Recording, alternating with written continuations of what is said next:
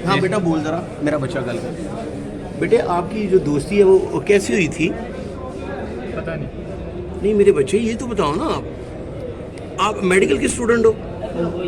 बिस्मिल्लाहिर्रहमानिर्रहीम। अस्सलाम वालेकुम नाज़रीन, मैं हूं फ़याज़ महमूद और आप देख रहे हैं फ़याज़ महमूद यूट्यूब चैनल। नाज़रीन, दुआ ज़हरा केस आज आप ये कह लीजिए कि वो कंक्लूड हो गया है, सॉल्व हो गया है। मामला जो है वो आज शायद ख़त्म हो गया, लेकिन जिन पेरेंट्स ने उस बेटी को पाला था, पोसा था, बड़ा किया था, आज वो देखते रह गए और उनकी बेटी एक मिनट में उनसे बेगानी हो गई और आज वो पराई हो गई।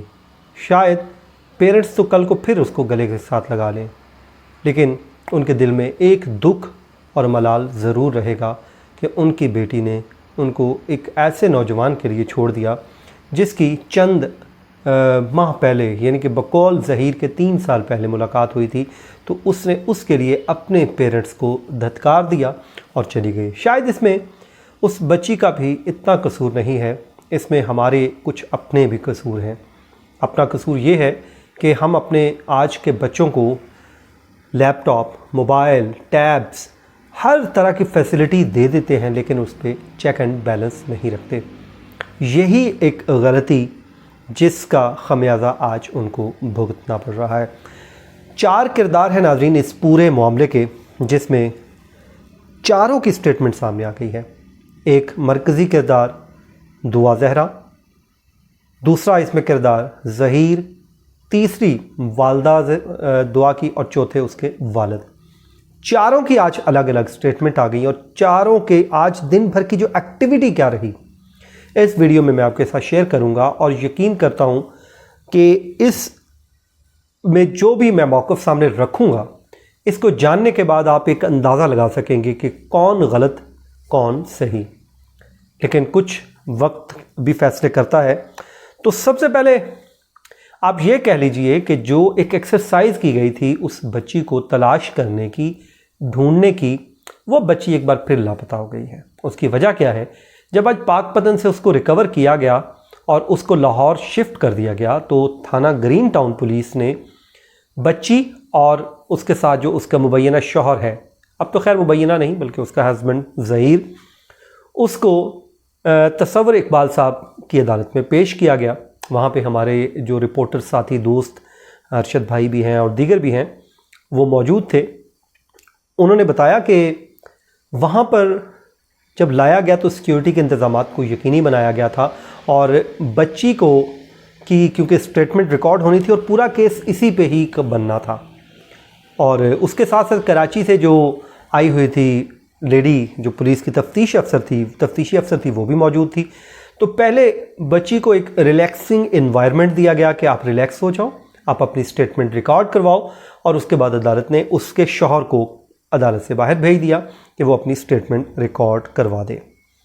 अच्छा जी, जहाँ पे उसने अपना बयान कलमबंद करवाया और उसने ये दुआ ज़हरा ने कहा कि मैं 18 साल की हूँ और कराची से लाहौर अपनी मर्ज़ी से आई, मुझे किसी ने अगवा नहीं किया और मैं दारुल अमान नहीं जाना चाहती, क्योंकि पुलिस की जानिब से इस्तदा की गई थी कि बच्ची को दारुल अमान भेज दिया जाए ताकि मामला सॉर्ट आउट हो जाए, ताकि पता चल जाए कि बच्ची के ऊपर कोई प्रेशर तो नहीं है, उसके बाद उसको भेजा जाएगा। फिर दुआ ज़हरा ने यह भी मौक़िफ़ अपनाया कि मैं महफूज हूँ और मेरी जान को कोई ख़तरा भी नहीं है। इस दौरान जो पुलिस ने दारुल अमान भेजने की इस्तदा थी, इसको अदालत ने मुस्तरद कर दिया और उसी बयान की रोशनी में अदालत ने करार दिया कि ये बच्ची जहाँ जाना चाहती है चली जाए, ये अपनी ज़िंदगी गुजारने के लिए आज़ाद है, उसने अपनी मर्ज़ी से एक फ़ैसला लिया है और वो बालिग है। और अब जब वो ख़ुद कह रही है कि मैंने जाना है अपने हस्बैंड के साथ, तो उसको इजाज़त दे दी गई। फिर अदालत ने सख्त सिक्योरिटी में कहा कि इनको सिक्योरिटी दी जाए और यहाँ से वो चले गए। ज़हीर उसको ले कर वहाँ से रवाना हो गया और अब एक बार फिर आप ये कह लीजिए कि दुआ अपने वालिदैन से बहुत दूर चली गई, जहाँ पे अभी उनसे कोई राब्ता नहीं है। बाद में ज़ाहिर है जब अदालत ने ऑर्डर कर दिया तो पुलिस ने भी उनको छोड़ दिया। अच्छा नाज़रीन, शौहर जो है ज़हीर, उसने बता दिया है कि जो हमारी पहली मुलाकात कहाँ पे और कैसे हुई, और उसका ज़रिया उन्होंने ये बताया है कि हमारी मुलाकात, जो पहली मुलाकात ऑनलाइन मुलाकात थी, और वो मुलाकात कैसे हुई, वो पबजी गेम के ज़रिए मुलाकात हुई। वो ये कहता है कि दुआ जहरा के शौहर जो कहता है कि मैं लाहौर का रिहायशी हूँ, दुआ और मेरा राब्ता पबजी के ज़रिए हुआ और पिछले 3 साल से हम राब्ते में थे। यहाँ पे पेरेंट्स की ज़रूर गलती है कि आपकी बेटी 3 साल से किसी एक स्ट्रेंजर्स के साथ राब्ते में, और इतनी कम उम्र, ये नाज़रीन कच्ची उम्र होती है जहाँ पे बच्ची या बच्चे का जहन जहाँ पे भी लगाया जाए वो लग जाता है। ये जब पाकिस्तान में दहशतगर्दी की जंग चल रही थी तो इसमें खुदकुश हमलावरों की उम्रें यही हुआ करती थी 14-15 साल, क्योंकि उनको जो है मोटिवेट करना बड़ा आसान होता है, उनको अपनी बात पे लगाना बड़ा आसान होता है। तो ये जो बच्ची है आसानी से, ज़ाहिर है उसका कच्चा जहन था, वो इसके साथ वो फिक्स हो गई। और उसके बाद जी उसने कहा कि ज़हीर ने कहा कि दुआ जहरा कराची से खुद आई है, दुआ ने मेरे घर के बाहर आकर मुझे मैसेज किया और वो रेंट की गाड़ी पे आई थी। फिर वो ये कहता है कि जी मेरे घर वाले शादी पर आमादा थे, मेरे घर वाले भी चाहते थे कि दुआ के घर वाले रजामंद हों, लेकिन दुआ के घर वालों ने शादी के लिए मुस्बत जवाब नहीं दिया, इसी वजह से ये खुद अपना घर छोड़ के आ गई। अब ज़हीर के बकौल ये कह रहा है कि वो उसके घर वाले आमादा नहीं थे, इट मीन्स के घर में कोई शायद बात हुई थी, तो ये उनके पेरेंट्स को मालूम होना चाहिए था। और जब बच्ची ज़ोर दे रही है तो फिर मेरे ख्याल में पेरेंट्स को भी देख समझ के सुनना चाहिए, समझनी चाहिए कि बात क्या करें। फिर उसने कहा कि जी मैं मज़ीद पढ़ना चाहता हूँ, FSC किया हुआ है और यूनिवर्सिटी में दाखिले के लिए मैंने अप्लाई किया है। अल्लाह करे अब ये जो कपल बना है ये कामयाब हो, चल जाए ज़िंदगी इनकी। लेकिन आम तौर पे होता यह है कि जब आप बेरोज़गार होते हैं, स्टूडेंट लाइफ होते हैं, तो उसमें आपको मुश्किलात होते हैं। अब दुआ को मुश्किलात का सामना करना है क्योंकि लड़का तो बेरोज़गार है, उसका कोई अपना सोर्स ऑफ इनकम नहीं है। तो अब अल्लाह करे इसकी जो ज़िंदगी है वो इसी तरह इन दोनों की निभ जाए और आपस में कभी इनके पेरेंट्स भी एक हो जाएं। तो मेरी तो दुआ है अल्लाह ताला इनको अब मिला दे। अच्छा जी, वालिदैन, अब दूसरे जो करैक्टर्स हैं वो वालिदैन हैं। वो ये कहते हैं कि उनकी बेटी की वीडियो बनाकर उसे ब्लैकमेल किया गया हो क्योंकि दुआ वीडियो में खौफज़दा नजर आई। उन्होंने खदशे का इजहार किया है।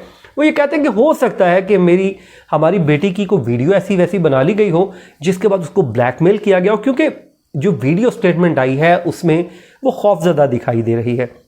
उन्होंने प्रेस कॉन्फ्रेंस करते हुए जो उसके वालिद हैं मेहदी काज़मी, उन्होंने कहा कि बेटी को कराची लाने का मैं मुतालबा करता हूँ कि बच्ची को अगर मेरे पास नहीं तो चाइल्ड प्रोटेक्शन के हवाले कम अज़ कम कर दिया जाए, क्योंकि उन्हें उस पर भी एतमाद है। फिर उन्होंने अगला बात ये की, उन्होंने कहा कि मेरी जो शादी है वो 2005 में हुई और शादी को भी 18 साल नहीं हुए, तो फिर बेटी कैसे 18 साल की हो गई। ये 27 अप्रैल 2008 को उन्होंने बताया कि दुआ की पैदाइश, यानी कि कल जो दिन होगा उसकी बर्थडे होगी। ये वो कहते हैं, लड़की कहती है कि मैं 18 साल की हूँ और वो कहते हैं कि शादी जब हमारी नहीं हुई, उसको 18 साल नहीं हुए, तो फिर ये कैसे पैदा हो गई। उसके बाद उन्होंने दुआ ज़हरा का पैदाइशी सर्टिफिकेट भी दिखाया। फिर उन्होंने कहा कि तफ्तीश की जाए जिससे मामला मालूम हो सके कि मेरी बेटी से जो करवाया जा रहा है वो इस तरह बोल रही है। गेम के अंदर मैसेजिंग सिस्टम से लड़के ने मेरी बेटी को ट्रैप किया है।